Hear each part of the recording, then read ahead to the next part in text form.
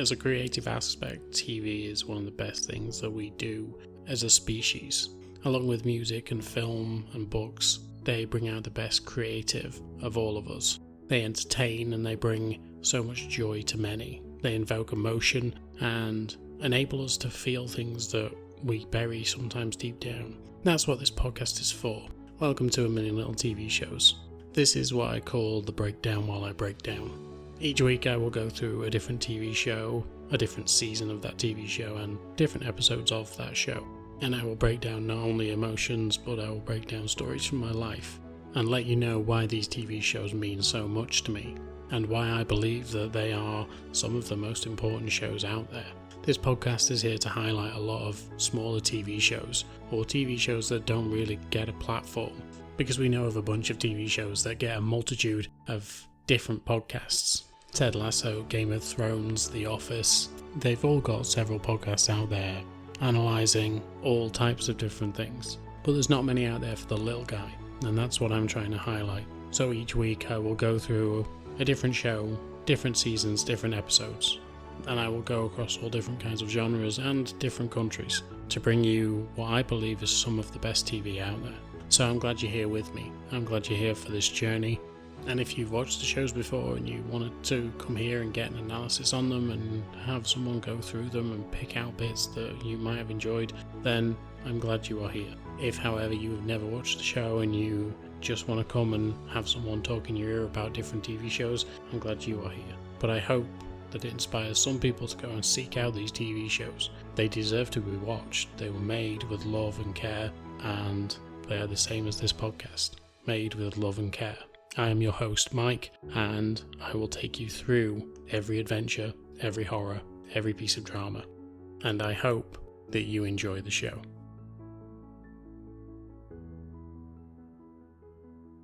Hello there, and welcome back to this A Million Little TV Shows podcast. This is now episode 2 of season 13, and today I'm going to be getting into something brand new. We're going back to the 80s, and we're going to be going into the brilliant, amazing show Physical. Now, I can only say it was brilliant and amazing for the first 2 seasons because they're the ones that I watched.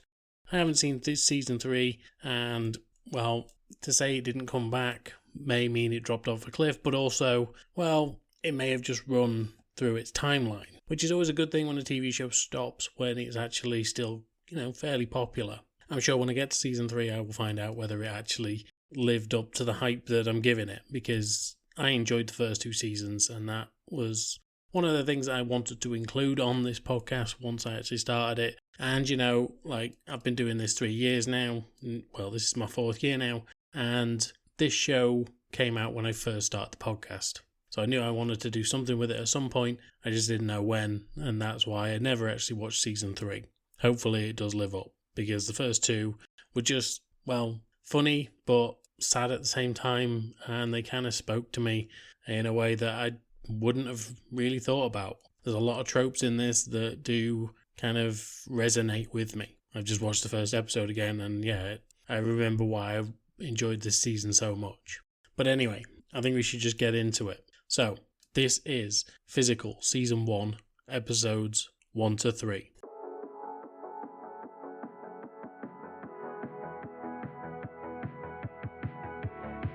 Episode 1, Let's Do This Thing.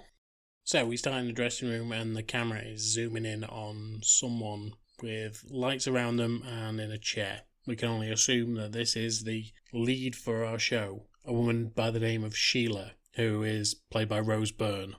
She's getting glammed up and she is told that they are ready for her, and so she heads out onto a stage, and then the lights come up, the cameras go on, and it's action time. However, then we go back to 1981. Sheila looks a little bit different in this case. She's still pretty glam, she's still pretty good looking, but she seems downhearted about something.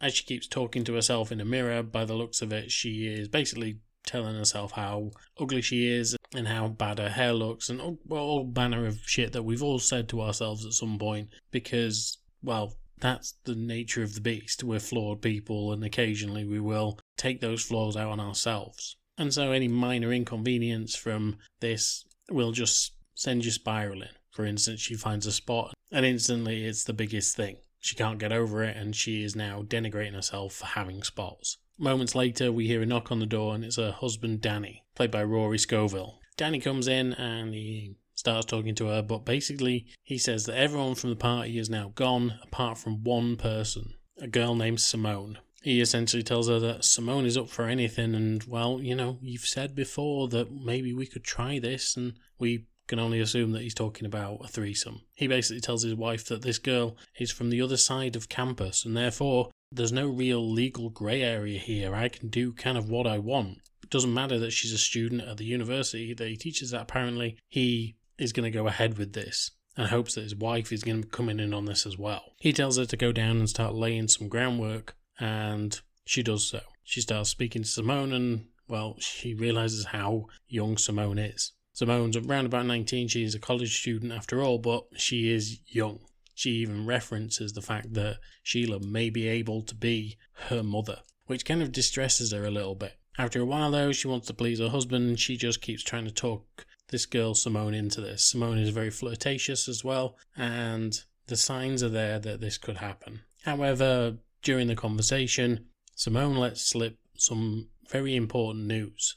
Danny, Sheila's husband, is going to be fired the next day. He's going to be calling for a meeting and he will be fired. Sheila basically comes out of this trance that she's in and tells her, look, go home. There's no need for you to be here. Danny doesn't hear any of this, apart from the fact that Sheila tells this girl to go home. So when he comes down, basically in his underpants, he wonders why she's done this. But he kind of understands. She doesn't let on what's happened, and she just carries on with the night, and they go to bed. The next morning, they're around the breakfast table, and Danny heads out to work. He basically tells her that he's got this meeting and that he doesn't know what it's for, but it's probably a promotion because he's just so good at his job. She, of course, knows exactly what's happening, and once again, the voice in her head basically denigrates her, just says, look, you should fucking tell him. Just tell him, because this is going to go really badly. But she doesn't. She holds her tongue and she wants her husband to be happy, but she knows what's going to happen. He's going to be fired today. She goes out, she drops her kid off at school, and when she does, she sees another woman there. Just a woman that she sees every day who is just enjoying her life. She's got some donuts on the go and she offers one to Sheila, and Sheila tells her, no, I'm good, thank you. I don't want to. I'm going to go to my dance class. It seems that Sheila is very much into dance and aerobics, and she's very physically fit, and she doesn't want to be seen with this woman. She sees another girl, and this girl is a lot younger than she is, and yeah, she kind of compares herself to this other girl, how skinny she is and how much of a piece of trash Sheila is. The more and more Sheila has a go at herself, the more and more things start to go wrong. She goes off to her class, but finds out that the dance class that she's got doesn't exist anymore. This is way before emails and mobiles and all that stuff, so she doesn't see that they were closing down. It's literally just happened. And so she's pissed off. And so she goes to the grocery store. While she's walking around, one of the people in the store actually offers her some honey, and he basically says, look, just try a bit. She doesn't want to. She feels like a fat pig, and she just keeps saying that over in her head, that she's fat and that she's ugly and that she doesn't deserve this and that she is somehow a bad person. But the more she tells herself this, the more she wants the honey, and therefore she ends up buying it. And there is an amazing scene where she is just driving along, dipping her hands in this honey jar like fucking Winnie the Pooh and snacking on it just while driving. She ends up with a face covered in honey before she ends up driving into a drive-thru and ordering 3 whatever Mac meals, big fucking Mac meals, whatever it is, some sort of burger, but she orders 3 of them. She then drives to a hotel. She goes into the hotel, and this kind of seems to be a daily/bi-daily thing, because she's just handed a key when she walks up to the reception. She goes into this hotel room, which is basically rent by the hour, and tucks into this food. Gets naked and tucks into this food. It's a very linear process. Afterwards, she throws up, she tells herself never again, and she heads out.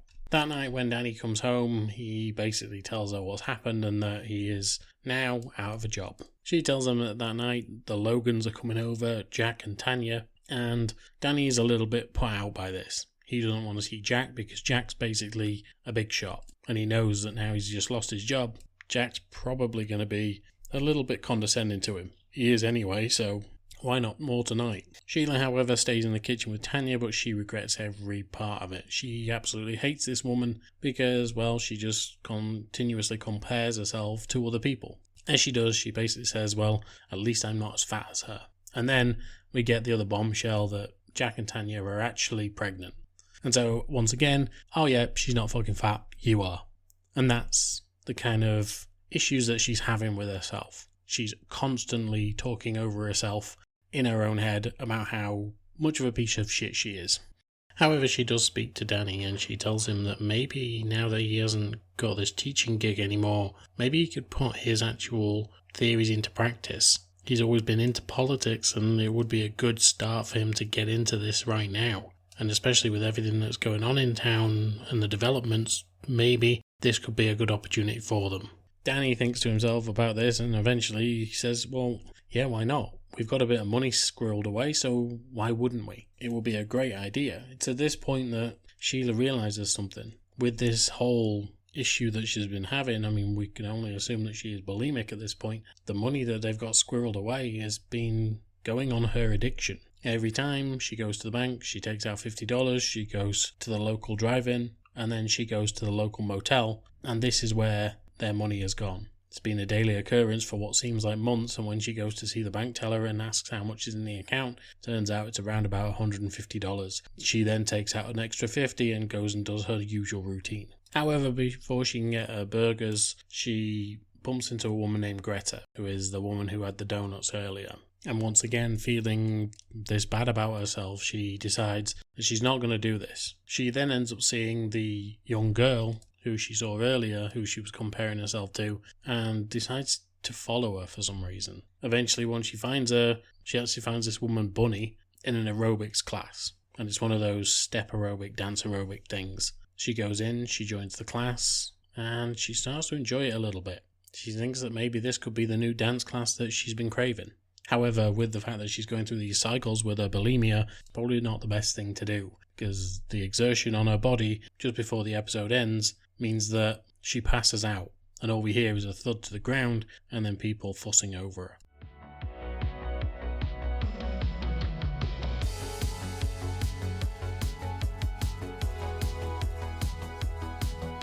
Episode 2, let's get political. And so after passing out, Sheila wakes up later on and is groggy. She doesn't know where she is really, and she doesn't recognise the place. However, when she starts looking around the room, she sees a small drink on the table that says "Drink Me." She comes back to her senses and then sees Bunny in the distance. She seems to be in some back office in the mall that she was in, and she manages to speak to Bunny. Bunny interrogates her a little bit and asks her who she is and where she's from and why she's following her. She knows that this woman's been following her for days now, and, well, she's a little bit suspect. She believes that Sheila is there from her competition, Bunny's competition, and thinks that she's trying to steal her moves. So this aerobics thing's obviously becoming pretty big business already, and Sheila doesn't understand why Bunny thinks what she's thinking. However, when she woke up, she was actually awoken to the sound of what sounded like people fucking in the next room. So you'd been forgiven to think that she was possibly in the motel room that she's been renting, but no. The reason that that's going on is because apparently Bunny's boyfriend Tyler, who is a surfer dude, is also an amateur porn director. And this obviously causes conflict between Bunny and her boyfriend. He comes out, he's looking for something, and they get into an argument. While thinking about what's been going on in her own life, Sheila manages to actually think about what could be next. The question has already been asked, what does she want? And so Sheila tells them both money. Turns out that where they're actually staying isn't actually legit. It is a back office and they have been staying in there for some time now. However, the owner of the mall wouldn't know about this and therefore she basically tells them, look, you either give me $1,000 or I tell the manager. And so both of them agree to actually pay up because they can't deal with this right now. And this would help Sheila in the long run because obviously now Danny has this campaign to pay for. If he's going to run for office, he's going to have some funds behind him. And this will at least be a start. However, the next morning she wakes up and she thinks the whole thing was a dream. She doesn't understand why her shoulder hurts, but it must have been a dream, right? She then remembers that she fell on that shoulder and therefore it can't have been a dream. She checks her purse and there it is, the $1,000. Now she has to get to the bank and deposit this money, because that way it's going to make things a hell of a lot easier for her. Obviously, if Danny goes and checks the account, then it's going to be a bit tricky to explain why there's only dollars in there now. Danny, however, realizes that this is the first time in however many years, I think it's 7, that he hasn't woke up and had to rush off and had a class to teach. It's the first Monday morning he's actually got to do nothing. And so he decides that he's going to tag along with his wife. Why not? All she's doing is the school run and seems to be going grocery shopping, and that's about it. So what would be the big deal? She, of course, wants to get into the bank and deposit this money and potentially go and do her usual routine, binging food and then throwing up. But of course, Danny doesn't know any of this. He just thinks that she lives the boring life that he believes her to. She reluctantly agrees for him to come because, well, she has no real choice, and the two head off for the day. However, we continue to get glimpses of what Danny's like throughout the day as well. So when they turn up at school to drop their daughter off, Danny just stays by the car, and people are looking at him strangely because, well, firstly, what's he doing there? He should be at school. But secondly, why isn't he helping his wife? Also, when they end up going to the market and shopping round, he's literally just walking along and she's walking behind him with all the stuff. He doesn't even help his wife. I know it was the 80s, but fucking come on. At least grab her bag.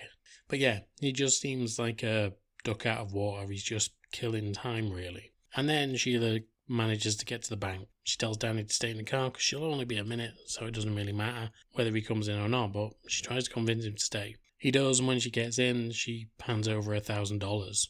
Of course, there's checks and balances to be made in this particular encounter, and, well, Sheila is told that the manager will need to be spoken to before the clerk can actually put this money in her account. She decides, fuck it, I'm not going to bother, and just takes the money back, and then she'll just decide to do something else later on. But for now, that money's not going in that account anytime soon. And now Sheila just wants rid of her husband. She decides to do the one thing that she knows he won't be able to do, and certainly won't want to sit and wait for her. She tells him, well, I've got my dance class. I'm going to go to my ballet class, which we all know is closed, and I'm just going to do my thing. She tells him that she'll drop him off at home, and then she gets the day to herself. But all Sheila can really think about right now is getting back into Bunny's class. Obviously, after the whole thing with basically extorting her, she can't exactly just go back into the class, can she? However, she thinks the only way that she can actually get back into the class is going and speaking to Tyler. She heads down to the beach to speak to him and basically tells her, look, I'm not willing to help you because, well, you know, the thing that I love, surfing, I can't do very soon because, well, a guy named John Bream, who is actually the owner of the mall, is quite a big businessman in town, and he's going to be digging up the trench, and therefore they're going to end up losing all the waves and stuff that come through that particular point. And basically he's just going to ruin this whole beach side for everyone. And so Sheila has to really come up with a plan of how to change his mind. She knows her husband is very eco-conscious, and therefore he will probably be able to help, and especially if he's running for government, then yeah, it would be a good inlet for them. It would also get Tyler back on side, which would then hopefully get Bunny back on side. Danny decides that they need to go cap in hand to some rich folks in the area, but when he actually gets there, Sheila finds out that the woman from school, Greta, is actually this guy's wife. Throughout the night, Danny gets more and more frustrated about what's going on, and he just cannot raise any funds whatsoever. He flips out afterwards and tells Sheila, look, we're going to all have to tighten our belts. We're going to do this. We're going to go into public office. We need to make sure that we are, A, squeaky clean, but B, reining it in a little bit. He tells his wife that basically this whole dance thing can go to hell as far as I'm concerned. We need to start sacrificing. The next day, he's going to end up going over to the dean's house to actually talk about his final days, and he's not up for it. The stress is already getting to him, and he's only a day or so in. And so knowing that Greta actually wants to be friends with Sheila, Sheila goes to try and talk to her. She tries to convince her to get her husband to rethink what's going on and maybe back her husband. All throughout this, though, all Sheila is doing is literally yelling at herself in her head because Greta is eating just normal, everyday food. I think she's eating a cinnamon bun, and she offers a little bit to Sheila. Sheila, obviously then, her mind starts whirring and she starts telling herself, no, you're a fat pig and you shouldn't be eating that, and really going down on herself. And it's heartbreaking to see it happen, because it makes her become an unlikable character, because she's so driven by this need for something, whether it's the class, whether it's the money, whether it's the food. She's so driven by it that every time she brings herself down, as much as you want to feel sorry for her, you can't, because she's awful to the people around her as well. And it's just really not fair, the way that she actually treats people, including her husband and Greta and so many others so far, all in pursuit of her own happiness. In the end, they end up going to this party for Danny, and once again, all she can think about is eating. Every time she gets any amount of stress, she just thinks about this one thing, filling up her body and then purging it. But now she is becoming more and more risky as time goes on, because she actually does it at this party. She goes into the bathroom with a cake and she eats as much as she can, and then she ends up throwing it up. She tells herself, that's the last time I'm going to do this, but we've now heard that 2 or 3 times already, and it's only the 2nd episode. And so we can see that she needs something in her life that will focus her mind instead of making her feel the way that she feels. She already told Tyler that when she was doing Bunny's class, she felt powerful. She wants back into the class, and this time when she goes to see Tyler, she tells him that she can get him a gig with her husband, because now her husband is filming ads for his campaign, and maybe he could come on board and be legit. He tells her he's willing to do it and he's willing to help out, but what does she want in return? Of course, we know what she wants. She wants to get back into the class. They end up going to see Bunny, and Bunny, well, she accepts it, but she's not happy about it because, well, this woman's already robbed her once. Eventually, she just gives up and allows her to stay in the class, because she knows that what would happen would be best for Tyler, and she is about her man getting happy. But again, it's going to come at her expense. So we're just going to have to see how much Sheila is going to impact her from now on.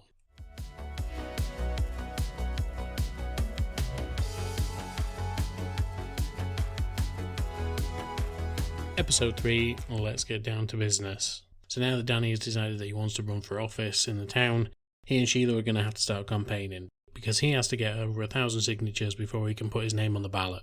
So he is gathering friends, he is gathering people from his old university, and he is sending them out to help him out. At this point, they've got no money. Not that Danny knows that, but he knows that if he can do it on the cheap, it's going to be a hell of a lot easier for him. As for the money issues, Sheila ends up asking Bunny whether she can actually do some aerobics classes for her instead, because it seems that there is a lot of time outside of this studio when Bunny could be using it, and she isn't. So it would help if someone else ran the classes for her, and Sheila wants to do that. Of course, after the previous episode, Bunny isn't too enthused by this. Last time they were together, Sheila robbed them, so she's not exactly thrilled about the fact that now she wants to take more money off her, but if it's under her control, then, well, why not? She tells her that she's going to have to get at least 10 people, which means she has to actually get 20 people to sign up, because people will just drop out at the last minute.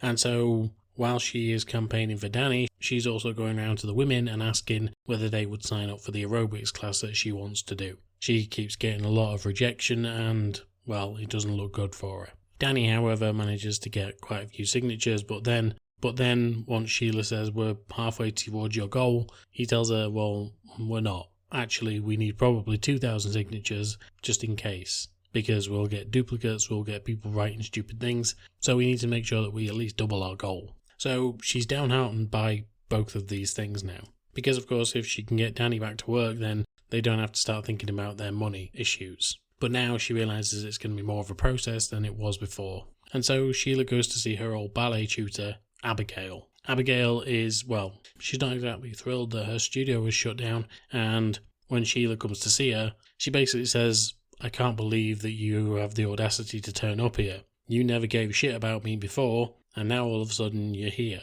Sheila outright tells her what she wants. She wants her old client list, because she believes that her old clients were, well, they're going to be waiting around for a new class to turn up. But Abigail is just pissed at her. She says, yep, I have all the names in there and all the numbers, but you ain't getting your hands on this because, well, you never gave a shit about me before. You didn't give a shit about me after. Now all of a sudden you turn up out of the blue. You barely talked to me before. I invited you to things and you didn't turn up. I invited you to social gatherings and you didn't bother. So why the hell would I be bothered with you right now? However, now, because she has no form of real income and she's a little bit down on her luck, she's drinking heavily. So she ends up leaving the file of acts with all her contacts in it, and Sheila steals it from her. Sheila starts calling round and keeps telling everyone that now that the ballet class isn't there, that maybe they should come and join her class.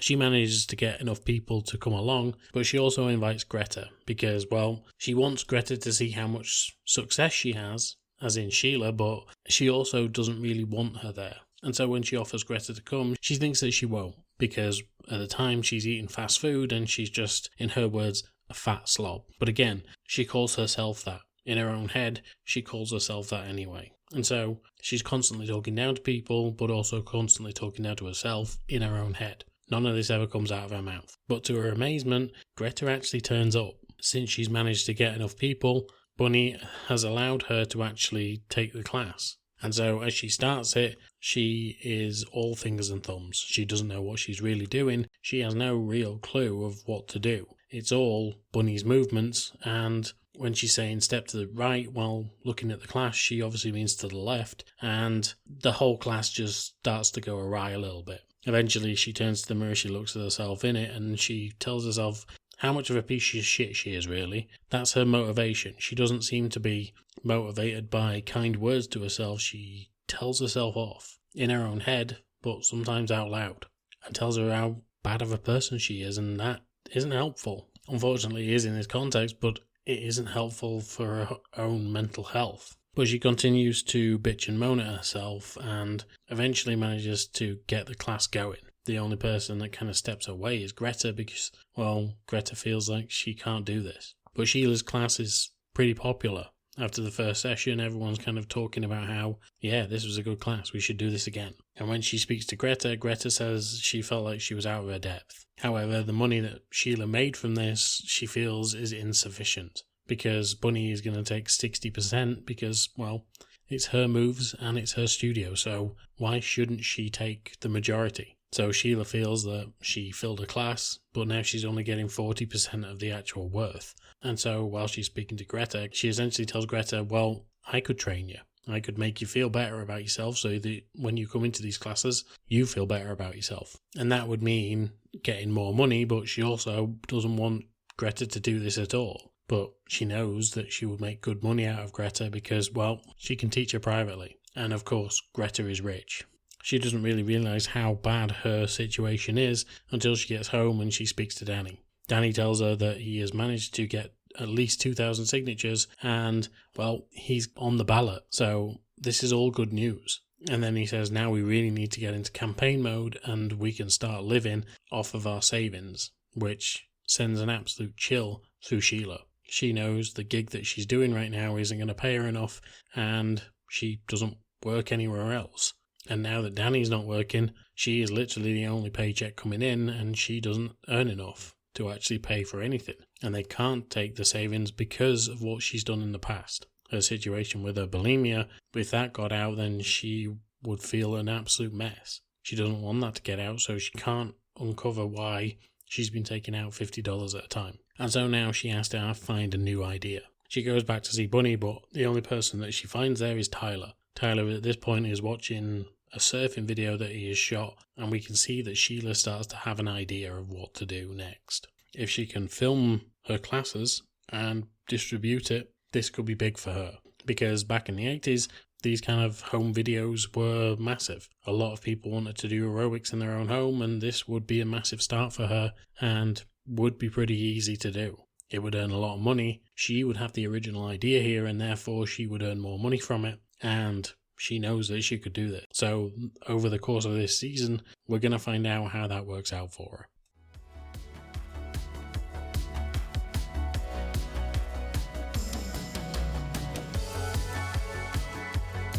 Okay, so I admit I totally forgot what happened in this show. It is classed as a dark comedy, and I forgot how much she brings not only herself down, and by she I mean Sheila, but also other people. She is horrible, and that is not the type of person that I assume Rose Byrne is, but because anytime I've seen her in anything, she's usually pretty nice. But my God, she's awful. Absolutely awful primary character. And it's just, you know that that's going to change. You know that this relationship with Greta is going to change her somehow. And it's going to be interesting to watch that.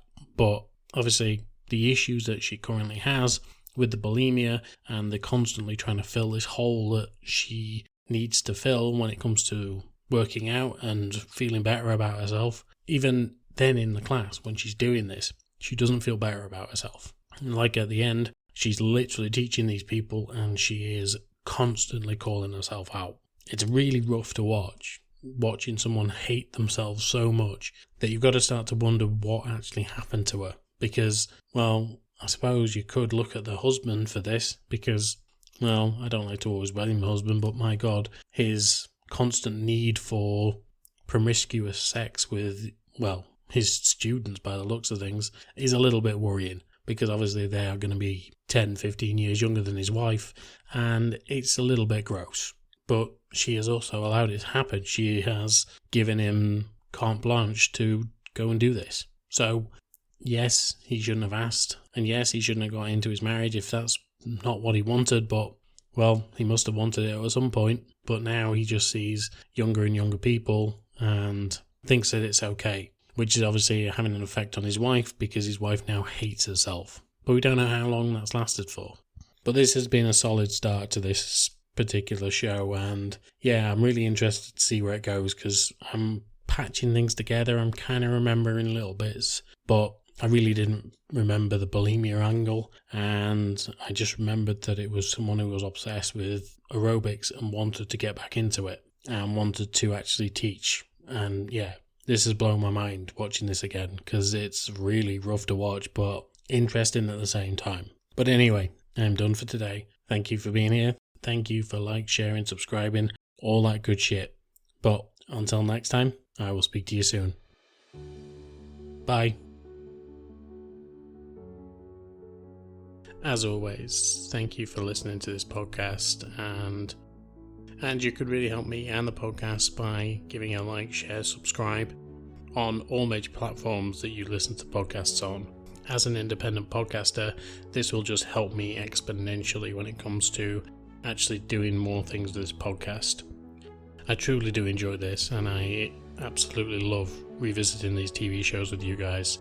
So any engagement from you is always welcome. And I will try and listen to all of you when you give suggestions or just tell me what you think about the podcast. But once again, thank you for listening, and until next time, I will speak to you soon. Bye.